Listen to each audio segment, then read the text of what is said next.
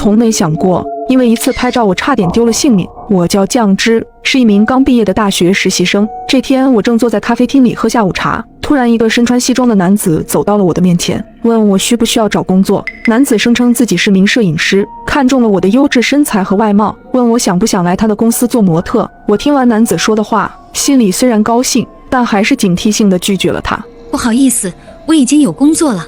可当男子说只需要简单的拍一拍照片，一天就可以拿到3000块钱时，我承认我心动了，但我并没有当场答应男子，只是让他给我留了一张名片。回到家后，我便打电话与闺蜜说起了这件事。面对高额的薪资报酬，闺蜜十分赞成让我去试一试。可真的有这种好事吗？第二天，我就和闺蜜来到了名片上的地址，这是一处相对偏远的破旧小区。我拿起电话拨通了名片上的号码，问是不是自己来错了地方。可下一秒，那个熟悉的摄影师就出现在了我们面前。他解释道：别看这个地方破旧，可里面的设备非常齐全，并且这里也只是暂时的，因为现在公司业务扩展，正在计划搬迁。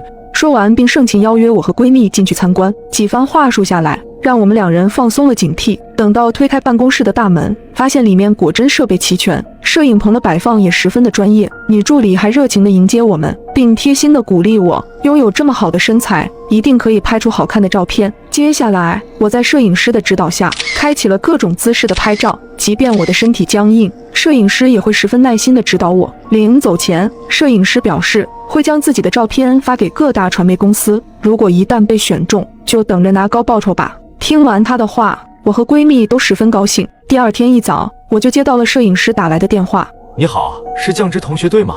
你的照片被一家大型传媒公司选中了，现在过来签约吧。听完他的话，我的心里十分激动，甚至完全放松了警惕，并把这个消息第一时间告诉了闺蜜。闺蜜本想再次和我一起去的，可她的公司临时有事脱不开身，我便只能独自前往。可当我再次推开那家公司的大门，发现一切都变了，女助理和所有的设备全都不见了，而摄影师却迅速地反锁了房门，拿出一把尖刀，露出了他的真面目。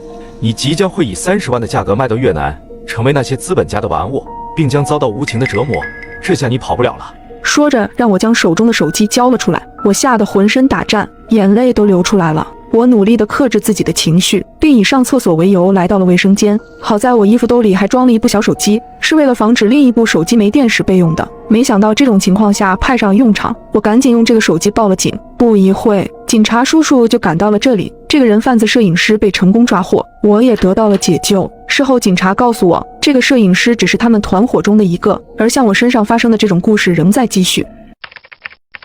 11晚上12点秒杀时，我点了一杯奶茶，超时了1个小时。我给骑手打了10通电话，都无人接听，气得我私信骑手要投诉他，给他差评。1分钟后，骑手礼貌回复：实在不好意思呀，妹妹，上一个给差评的人骨头太硬了，我锯子都给磨钝了。放心，马上到你家。此时外卖软件上显示骑手距您500米。看到这个回复，我直接被气笑了。送外卖超时了不说，还有脸来吓唬我。我直接一个差评送给他，然后打字回复他：没事的大哥，奶茶晚点送也可以。昨天给我送外卖的小哥，肉质太老了卡牙，我正用高压锅压呢。吓人和口嗨谁不会？我把手机扔在了一边，便不再理会。看了一会儿书，我的心情稍微平复了一下，开始有些后怕了。我很担心自己刚才的行为会激怒骑手，万一他真的是个疯子。越想越害怕。他知道我家地址，我的外卖地址都是精确到门牌号的。我想了想，觉得好汉不吃眼前亏，我快速收拾了一个小包，蹑手蹑脚地打开了门，去了对面的603。这间房是我准备毕业后用来干直播的，比较清静，户型小。我没有告诉过任何人。过道里漆黑一片，我放轻了步子，竭力控制自己不惊动过道的声控灯。突然5楼有人咳嗽了1-2声，接着是重重的脚步声，有人上来了，我的心狂跳起来。我赶忙跑到了603，关上了门。是那个骑手来了吗？我悄悄地转过了身子，把眼睛贴在了猫眼上。一个穿着明黄色衣服的小伙提着一杯奶茶，他神色如常，没有丝毫愤怒的样子。他看了眼楼道的号码过后，就急匆匆地上楼了。我松了口气，原来不是给我送奶茶的骑手呀，真是自己吓自己。我擦了擦额头的汗，准备在沙发上将就一晚，明天再想办法。手机铃声突然响了起来，这突兀的一声响，在黑夜显得格外可怕。我被吓得一个机灵，连忙把电话挂断了。是住在我楼上的学姐，比我大2届。他人很好，平时对我也很照顾。我刚想给他回个消息，告诉他自己已经睡了，有什么事明天说，学姐的信息就发过来了。酱汁，你的奶茶怎么送到我这里来了？我赶紧打开外卖软件，发现自己居然把地址填错了。我把地址填成了学姐的了，因为上次学姐帮我修过手机之后，我为了感谢她，请她吃了炸鸡，后来又给她点过几次外卖，不小心把她的地址设成默认的了。而那个骑手就是给我发威胁信的那个，我的心里陡然害怕起来。我咽了口水，试探性回复：学姐，你开门了？对呀。怎么了？发生什么事了吗？我一开门，那个骑手就疯狂给我道歉，说自己路上有事耽搁了，才把奶茶送晚了，求我不要给他差评。酱汁那小伙子挺诚恳的，都快哭了。社会上挣点钱不容易，一个差评要扣人家几百块，你就别给人家差评了。行，我的心稍微安了一下。虽然不太赞同学姐的话，骑手把餐送迟了还恐吓我给他差评是天经地义的，但多一事不如少一事。原来骑手真的是口嗨，我让他把奶茶给你送下去了。看到这一句，我的瞳孔猛地放大。虽然确定了骑手是口嗨，但他说过的那些话总让我有些膈应。现在又这么晚了，我还是有点害怕。我刚想说不用了，把奶茶送给骑手了，门外就传来了震天响的敲门声。我把耳朵紧紧贴在了门上，是对面的门。我突然想起我表妹还在屋里睡觉，她今天来我这里玩，我居然把她给忘了。我连忙打字想提醒她不要开门，门就被砰的一声打开了。敲什么敲？大晚上的，还让不让人睡了？表妹的嗓门很大，中气十足。对不起，真的对不起，我是来送外卖的，超时了这么久，真的太不好意思了。什么外卖？酱女士的奶茶。我姐的，算了，给我就行了。你往里面看什么看？别把地给我踩脏了。我心下一惊，表妹说话向来是口无遮拦的，我很讨厌她，但也担心她把这个脑子不太正常的骑手给惹怒了。要是她出了什么问题，我是要承担责任的。我直起了身子，从猫眼往外看，骑手背对着我，昏黄的灯光下，他的衣服脏兮兮的，有几块橙黄色的污渍，看着挺像血的。我刚要仔细看，骑手猛地扭过了头，猫眼里他的脸扭曲变形起来，连嘴角的弧度都诡异了几分，像是能隔着门直接看到门内的我。我被吓得差点惊叫出声，我赶紧捂住了自己的嘴，瘫坐在了门前。门外很久都没有说话声传来了，该不会表妹真的遇害了吧？我强迫自己镇定下来。送到了你就走吧。表妹的声音再次传来，砰的一声，门被用力地关上了，楼梯间又归于宁静。再次看向猫眼时，只能看到一片漆黑。那个骑手走了吗？我的心还是没有完全放下。表妹的消息弹出来了，姐，你到哪里去了？是不是一个人偷偷出去玩了？居然不带我，小心我把你的小秘密都告诉你爸妈。你先睡，明天带你玩。你点的那杯奶茶我喝了，喝吧喝吧。我烦躁地回复了句。这些事情把我弄得睡意全无，我把媒体音量调到了最低，坐在沙发上刷了会儿抖音。表妹1周前发的视频弹了出来，是感叹脆皮大学生的。她说自己喝换了牛乳的奶茶，把自己喝进了医院，说自己以后喝奶茶可要认真检查了。我表妹她乳糖不耐受，她平时很注意这个。我那杯奶茶是加了牛乳的，奶茶杯上也写了的，那她为什么还要喝？我心里有了不好的猜测，难道刚才和我聊天的人不是我表妹？怀疑刚刚和我聊天的人不是我表妹，而是那个变态的骑手。表妹很可能已经遇害了。我正琢磨着，表妹的视频电话突然打来了。我犹豫了一下，还是接了起来。虽然有可能会看到一些恐怖的画面，但是接了视频就可以确定表妹的安全了。表妹的脸占据了整张屏幕，表情也很正常，她没遇害。表妹葡萄核大小的眼睛眯成了一条缝，显得诡异又恐怖。姐，你到底在哪儿呀？她的嘴开开合合。在朋友家，他失恋了，我安慰他，不用担心我，你自己早点睡。我随便编了一个理由回答他。你还有朋友？我听姨妈说你可不合群了，都没朋友的。你寝室有个女生特别不喜欢你，还让你吃臭抹布，哈哈，你到底吃了没有？我面无表情地看着他，表妹这才换了个话题。那我今晚要一个人睡了吗？那可不行，我一个人害怕。表妹闹了起来，我皱起了眉，想着找个什么理由敷衍她才好。表妹的眼珠一转，直勾勾地盯着我身后。姐，你身后的那个草莓熊可真好看，能给我吗？什么草莓熊？我问了句。就挂门口那个，你把手机举着，我看看。我看了眼门口挂着的布娃娃，那是我从娃娃机里夹的，也没啥用，就把它们都挂在门口了。那你要了娃娃就不能再闹我了，你自己一个人好好睡觉，我明天带你出去玩。好。表妹答应了。我走到门口，把手机对准了门上的娃娃。快点，看清楚了吗？我明天带给你。手机那边却迟迟没有传来声音，我不耐烦地又问了一句：表妹，你干嘛呢？突然一阵低沉嘶哑的男声从手机里传来，小妹妹辛苦你了哈。我被吓得身子一僵，视频通话里表妹的表情完全变了，恐惧爬满了她整张面孔。手机被人拿远了，我这才看清了表妹整个人，她的四肢被捆得死死的，身上还有几处伤口。我已经帮你找到我姐了，求求你不要杀我，是她得罪了你，是她乱说话，你去杀她吧。一双黝黑的大手温柔地摸了摸表妹的头。没事的，莫害怕，我还要感谢你帮我找到了你姐姐，放心救一下，不痛的。接着男人又阴森森地对我说：我知道你在哪里了，放心，我马上来找你了。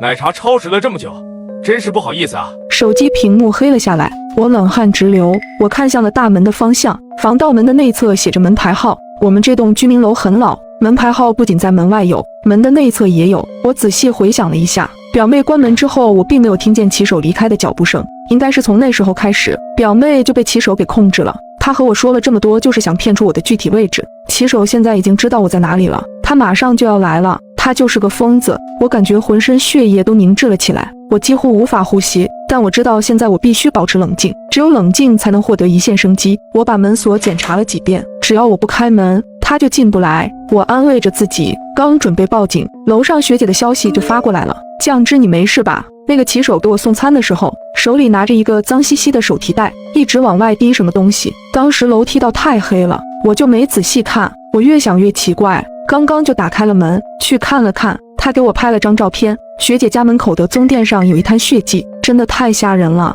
你可千万别开门，我已经报警了，咱们耐心等着警察来就好了。学姐发来了一张报警的截图。突然敲门声响了起来，杀人狂仅与我有一扇门之隔。开门，妹妹，我给你送奶茶来了，凉了就不好喝了哟，要给我个5星好评哟。骑手的声音疯狂又扭曲，像从地狱里爬出来的恶鬼。千万不要打印自己的黑白照片，因为你有可能遇到可怕的事。我是一个人独居，一直很担心自己的安全问题，所以我打印一张我的黑白照片，当做遗照挂在客厅的正中。而这样一来，如果家里遭小偷的话，那么他第一眼就会看得见我的遗照，第二眼就会看见我，这样小偷便以为自己见到了鬼，吓得慌忙逃窜。可就在我打印遗照后的没几天，我家里真遭贼了。深夜12点左右，我还没有睡，突然听见外面传来声响。我起初没在意，但响声没有停止，反而越来越大。听声音像是在撬门，撬的好像还是我家的门，该不会是家里进贼了吧？我有些激动，并非恐惧，而是兴奋，随手拿起了放在卧室里面的棒球棍，而后推开卧室的门，悄悄走到客厅里。客厅里面没有开灯，一片黑洞洞的，我在黑暗里面等待。终于叮当一声，门被撬开了，那个小偷走了进来，他戴着口罩，头上还顶着一个头灯，散发着微弱的光芒。因为我的遗照是摆在正对客厅大门的地方，所以果不其然的，头灯的光束照到了我的遗照上。小偷见了后低声骂了一句：真晦气，一进门就遇到死人。小偷骂完，一扭头看见了躲在黑暗之中的我，昏暗的灯光勾勒出我的面孔。起初他没反应过来，还愣了几秒，但随即他好像想到了什么，猛地转头重新看向我的遗照。在接下来的几秒钟，他的视线在我和我的遗照之间徘徊着。他终于反应过来了，伸出手指，颤颤巍巍地指着我。你他想说点什么，但好像又有一只无形的手死死地掐住他的脖子。到此处，我才悠悠地开口：你能看见我？鬼啊！小偷发出了杀猪般的尖叫，因为太过于慌乱，又是在黑暗中，他跑错地方，一不小心撞到墙上去了，撞得还不轻，整个人昏死过去，一动不动躺在地上。我有些措手不及，也有些可惜地看了看自己手上的球棒，看着晕死在地上的小偷，我一时间还有点不知道该怎么处理他，是直接把他给丢出去，还是打电话通知警察？可通知警察解释起来好像很麻烦。正思索着，却听身后传来声音：你把自己的遗照放在家里，就不觉得会很忌讳吗？有什么忌讳？反正这就是几十年以后死掉的我而已，这叫合理利用自我。难不成他还能害我？我随口回道。下一秒，我反应过来不对劲了，我是独居，按理来说，现在这个房子里只有2个人，我和那个小偷。可小偷现在已经昏死过去了，那又是谁在我身后问我问题？我缓慢转动脑袋向身后看去，我的遗照他在对我笑，还向我打招呼了。你能看见我吗？鬼呀！租车广播里播放着乘客被害的新闻，司机突然古怪地看了我一眼。美女，你觉得我像凶手吗？我一下子愣住了，脑袋里回想起刚才新闻里说的，近日出租车司机杀害女性乘客的案例接连发生。据警方调查，嫌疑人常出现在机场附近，并喜欢在雨夜进行作案。窗外的雨穿过黑漆漆的夜，正噼里啪啦地砸在车窗上。我有些害怕，嘴上干巴巴地说着：“怎么可能？您如果是凶手，就不会这样问我了。”心里却警惕起来。现在车上只有我一名乘客，如果他是凶手，那我的处境岂不是变得很危险？你别紧张。司机哈哈笑了起来。我是看你太紧绷了，就想缓和一下气氛，可不是新闻里说的那个变态。我配合着讪讪地笑了笑。窗外愈来愈烈的雨势好像要把一切吞噬，包括我坐的这辆出租。我心里莫名不安，如果他在这个地方对我下手，可能我喊破喉咙也没有用。等回过神时，车子已经开出了快1公里，突然发现司机没开计价器，在我提醒他后，他才手忙脚乱地摸索了半天打开。总之业务看起来极其不熟练，本就敏感的我觉得有些不对劲，一个靠开出租挣钱的人怎么会不知道打表呢？司机顿了顿，有些欲盖弥彰的解释：我第一次开出租，还不咋熟练，姑娘你可别介意。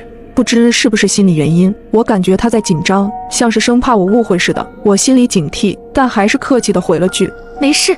咚咚咚，后备箱里突然传来沉闷的撞击声，把我吓了一跳。什么声音？司机脸色一变，笑容有些牵强地说：是我刚买的几条活鱼，想带回家吃新鲜的。活鱼会撞出这样有频率的声音吗？我不怎么相信，甚至觉得司机在撒谎。想到这里，我不敢再往深了分析，只希望一切都是自己想多了。恰好闺蜜打来电话，我故意说给司机听：亲爱的，我已经坐上车了，大概1小时后到家，你记得去小区门口接我。说完，我偷偷看了眼司机的反应，当发现他似乎一直在盯着我时，我整个人都不好了。闺蜜还在电话里咋咋呼呼：什么亲爱的，酱汁你交男朋友了？她从小嗓门就大，我担心司机会听到，故作镇定地笑了笑：好，你知道就行了，那我先挂了。不理会她在那边的追问，我紧张地挂了电话。直觉告诉我，司机还在盯着我，可我却没了和他对视的勇气。那种感觉就像被隐藏在暗处的毒蛇盯上，随时都能扑向我。我低着头给闺蜜发消息，说明我这边的情况。这时司机诡异地笑了笑，他问我：姑娘，你是和男朋友一起住啊？我后背一僵，点了点头。是啊，他警校毕业的，我们一起住的话，家里人也放心。什么男朋友，什么警校毕业，都是我编的。我故意这样说，是为了警告司机，哪怕他真的是坏人，碍于我男朋友的身份，应该也不敢轻易伤害我。原本我以为自己这样说完，会从司机脸上看到可疑的表情，谁知他竟然感慨起来：我也有个女儿，马上就要高考了，不过那丫头从小叛逆，也不好好读书，非要上什么艺术学校，我不同意，她就成天哭闹，搞得我和她妈头都大了，只能答应她。她现在每天都要在2个城市来回跑，比我这个当爹的都忙，打电话也不接。司机说着叹了声气，又透过后视镜看了我一眼，小小的后视镜映出他那双黑漆漆的眼睛，莫名让人害怕。他笑着和我说：姑娘，你在家一定很听话懂事吧？如果你是我闺女多好，我恐怕做梦都能笑出来。这时我看见他的手在往下半身摸索着什么，摸索什么？是要害我的凶器还是？我整颗心都提了起来，手不由自主地握紧了手机。谁家父母能不爱自己的孩子？就算再不好，那也是父母心里的宝啊。师傅，你一定很爱你女儿吧？司机的手一顿，忽然回头看了我一眼，他语气诡异地说：当然，没有哪个父母不爱自己的孩子。接着他那只摸索着下半身的手拿着个什么东西朝我伸了过来，那是张一寸证件照。照片里的姑娘化着淡妆，长相清纯，笑容充满生气活力。司机说：这就是我闺女，漂亮吧？是很漂亮，可我却没心情欣赏，只觉得害怕，因为从上车后我一直没有看到司机的长相，直到这一刻他转过头，我才突然看清那张脸和出租车电子屏幕上的证件照完全不一样。怀疑眼前的男人根本不是出租车司机，而是个变态连环杀手，因为他的脸和电子屏证件照完全不一样。我装作肚子疼，想找个理由让他停车，可前面的男人却说：这地方偏僻，没有洗手间，忍一下吧，一会就到了。司机一边说着，一边从后视镜里看着我。我尝试偷偷打开车门，却发现车门被锁上了。一种不好的预感从我脑海里冒了出来。我装作疼痛男人，捂住肚子卖力表演：师傅，你让我下去吧，我真的很急。可谁知司机沉默地盯了我一会儿，突然问：你是不是不想坐我的车窗不舒服？那一刻我心头一震，为了稳妥起见，我必须先克服自己的恐惧，稳住他。师傅，你想多了，我是真的不舒服。既然附近没有公厕，那就赶紧开车吧，等路上遇到了再说。司机死死盯着我看了几秒，应该是在判断我说的真假。车子又走了几公里，不仅没有看见公用卫生间，连过路的车和人也没有。而我的手机也因为电量过低即将关机，距离我家还有大半的路程，大约需要40分钟。看着黑掉的手机屏幕，我只能找司机借充电器。司机倒是没有什么大反应，一只手开始缓缓伸向置物盒。当他拉开的瞬间，我竟看到一团杂物掉了出来，有破掉的丝袜以及各种女性用品。除此之外，还有2个不同女人的身份证混在物品中掉了出来，上面还粘着暗红色的污迹。砰的一声，司机迅速慌乱地关上了置物盒。姑娘，你别多想啊，司机绝对有问题，他一定就是新闻里杀害女乘客的变态凶手。这时司机的电话响了，他缓缓掏出一部白色的手机，那手机是受年轻人追捧的品牌，但很明显不像是司机的东西。电话一遍遍地打进白色手机，司机却一遍遍地挂断。最后烦了，他直接关机，将手机丢在副驾上。就在这时，他将方向盘打个转，说：前边那条路正在施工，不好走，我们走小路吧。我内心的恐惧几乎达到了顶点。停车，停车！我没办法再假装镇定，因为我已经确定司机就是有问题。姑娘，你别怕，我是不会伤害你的。后备箱里忽然传来沉闷的撞击声，咚咚咚，一下接一下，我的脸上早已没了血色。后备箱里装的是什么？司机目光阴翳说：是我刚买的狗，本来想杀了吃的，但不想把车里弄得脏兮兮，就打了麻药。这会儿估计是麻药劲儿过了。刚才还说是活鱼呢，怎么又变成狗了？我当然不信。同时我心里有了一个可怕的猜测，后备箱里装着的恐怕是人，而且还有可能是个女人。就在这时，车子出问题停了下来，不知是玻璃碎片还是钉子扎破了轮胎。司机喘着粗气，阴沉地看着我：你老实坐在车上，不要乱跑，否则我可不能保证你的安全。他在威胁我。接着他直接下了车。跑不跑？跑的话，外面大雨瓢泼，我不知道这是哪里，可是不跑，独自面对变态司机，活下来的几率恐怕为0。我在沉闷的车厢里越来越焦躁害怕。咚咚咚，那个沉闷的撞击声再次传来。后备箱里还藏着个女人，我没法下车开后备箱，只能搬到后备箱和女人取得联系。可我万万没想到，当我把椅背搬下来时，看到的却是一个被五花大绑的年轻男人，他的嘴被胶带封住，浑身都是伤，那双眼睛焦急地看着我，向我求救。我愣住了。你是谁？司机不是新闻里杀害女乘客的变态吗？为什么会把一个年轻英俊的男人绑在后备箱？等等，这张脸好像在哪里见过，他是刚刚出租车电子屏证件照上的人。然而就在这时，外面的司机回来了。